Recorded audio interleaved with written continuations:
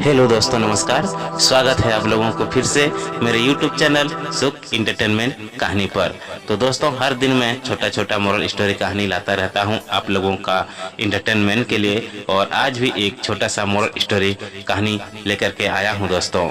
तो कहानी को स्टार्ट करने से पहले दोस्तों, परमात्मा को आभार व्यक्त करें और इस कहानी को लास्ट तक जरूर सुने दोस्तों।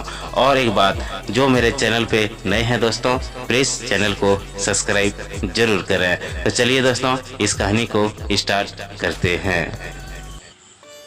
राधे श्याम, ये दो शब्द अटूट प्रेम का हिस्सा माने जाते हैं। भले ही एक दूसरे के कभी हो नहीं सके, लेकिन फिर भी एक दूसरे के साथ ही हमेशा नाम लिया गया। कृष्ण के जन्म, राधा के जन्म, उनकी दोस्ती की कहानियां तो बहुत प्रचलित है, लेकिन क्या आप जानते हैं कि राधा की मृत्यु कैसे हुई थी?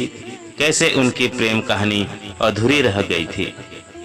कई लोग कहते हैं कि राधा सिर्फ काल्पनिक थी। कारण ये कि भागवत जिसने भी पढ़ी है, उसका कहना है कि सिर्फ दशम संकट में ही जब महारस का वर्णन हो रहा है, वहीं एक जगह राधा के बारे में बताया गया है कि वो भी रास कर रही है और आनंद ले रही है। अलग अलग ग्रंथों में राधा और कृष्ण की गोपियों का अलग वर्णन है। एक जगह ये भी लिखा है कि कृष्ण की 64 कलाएं ही गोपियां थी और राधा उनकी महाशक्ति, यानी राधा और गोपियां कृष्ण की ही शक्तियां थी, जिन्होंने स्त्री रूप ले लिया था। गोपियों को ही भक्ति मार्ग का परमहंस, जिसके दिमाग में दिन रात परमात्मा रहता है, कहा गया है, क्योंकि उनके दिमाग में 24 घंटे कृष्ण ही रहते थे। राधा और कृष्ण के प्रेम का असली वर्णन मिलता है गर्ग संहिता में। गर्ग संहिता के रचयिता यदुवंशियों कंस के कुलगुरु, यानी एक तरह से कृष्ण के भी कुलगुरु हुए, ऋषि गर्ग मुनि थे। गर्ग संहिता में राधा और कृष्ण की लीलाओं के बारे में बताया गया है। राधा कृष्ण के प्रेम के बारे में बताया गया है। इस संहिता में मधुर श्री कृष्ण लीला है। इसमें राजा की मधुर भाव वाली लीलाओं का वर्णन है। श्रीमद् भगवत गीता में जो कुछ सूत्र रूप से कहा गया है, गर्ग संहिता में उसी का बखान किया गया है। अगर गर्ग मुनि यदुवंशियों के कुल गुरु थे, तो ऐसा कैसे हो सकता है कि वो अपने सामने चल रही कृष्ण लीला में किसी काल्पनिक किरदार का चित्रण करेंगे? यहीं से मिलता है राधा के सत्य होने का प्रमाण। कृष्ण राधा से ये वादा करके गए थे कि वो वापस आएंगे, लेकिन कृष्ण राधा के पास वापस नहीं आए और चले गए। उनकी शादी भी रुक्मणी से हुई। कहा जाता है कि रुक्मणी लक्ष्मी का रूप थी और उन्होंने कभी कृष्ण को देखा नहीं था, फिर भी उन्हें अपना पति मानती थी। जब रुक्मणी के भाई रुक्मी ने उनकी शादी किसी और से करनी चाहिए, तो रुक्मणी ने कृष्ण को याद किया और कहा कि अगर वो नहीं आएंगे तो वो अपनी जान दे देंगी। इसके बाद ही कृष्ण रुक्मणी के पास गए और उनसे शादी कर ली। कृष्ण के वृंदावन छोड़ने के बाद से ही राधा का वर्णन बहुत कम हो गया।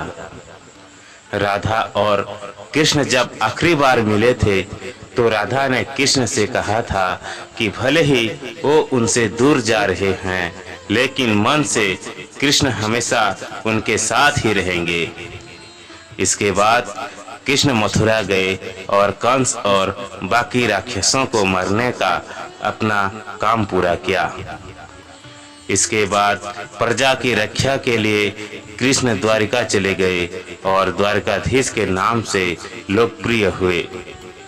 जब कृष्ण वृंदावन से निकल गए तब राधा की जिंदगी ने अलग ही मोड़ ले लिया। राधा की शादी एक यादव से हो गई।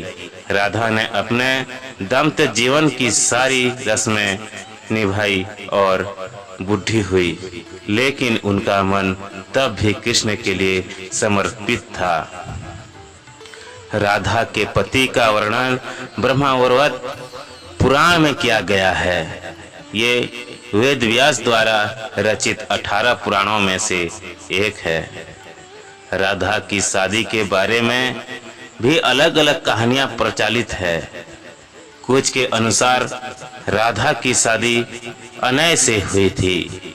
अनय भी वृंदावन निवासी थे और राधा और अनय की शादी ब्रह्मा की एक परीक्षा के बाद हुई थी।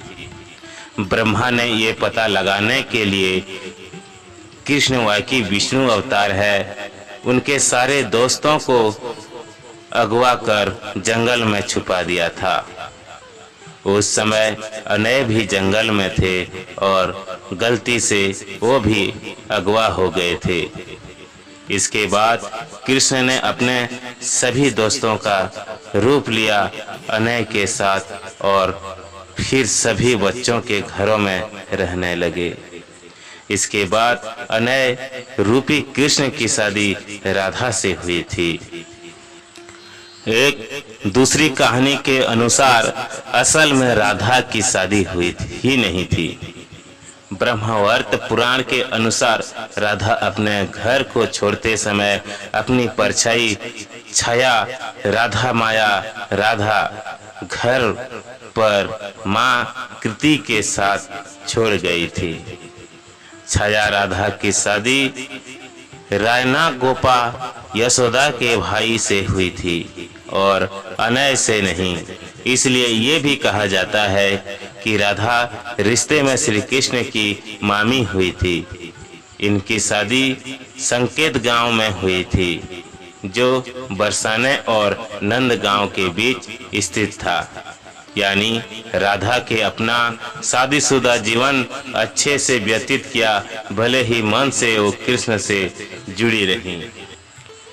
लोक कथाओं के अनुसार अपने जीवन के अंतिम दिनों में राधा ने अपना घर छोड़ दिया था और कृष्ण से मिलने द्वारिका चली गई थी। जब आखिरकार ये दोनों मिले तो दोनों ने कुछ नहीं कहा। दोनों जानते थे कि मन से दोनों जुड़े हुए थे, लेकिन राधा को लगा कि कृष्ण से करीब रहना उस तरह का सुख नहीं दे रहा है जिस तरह उन्हें तब लगता था जब वो मन से कृष्ण से जुड़ी हुई थी। राधा बिना कुछ बोले महल छोड़कर चली गई। अंतिम क्षणों में कृष्ण ने राधा की अंतिम इच्छा पूरी की, जिसमें उन्होंने राधा को सबसे मधुर बांसुरी की धुनी बजाकर सुनाई। इसके बाद ही राधा जी कृष्ण में विलीन हो गई। किसी भी पुराण में राधा की मृत्यु का वर्णन नहीं मिलता। गर्ग संहिता के गोलोका कांड में देवर्षि नारद और मिथिला नरेश के बीच का संवाद बताया गया है। ये राधा और श्रीधामा के श्राप के कारण हुआ था कि राधा और कृष्ण को 100 सालों का वियोग झेलना पड़ा था। श्री गर्ग संहिता की विश्वजीत कांड के 49वें अध्याय में एक और कहानी लिखी गई है। कहा गया है कि राधा और कृष्ण 100 साल बाद सूर्य ग्रहण के दौरान होने वाले एक यज्ञ में मिले थे, जो कुरुक्षेत्र हो रहा था।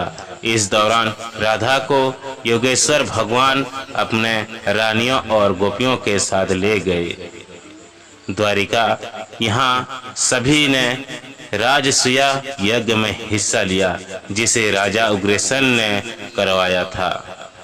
उस समय राधा कृष्ण के साथ उनकी पत्नी के तौर पर थी और यही लिखा जाता है कि राधा की शादी कृष्ण से हुई थी और वो छाया राधा थी जो रायना गोपा से शादी कर कृष्ण की मामी बनी थी।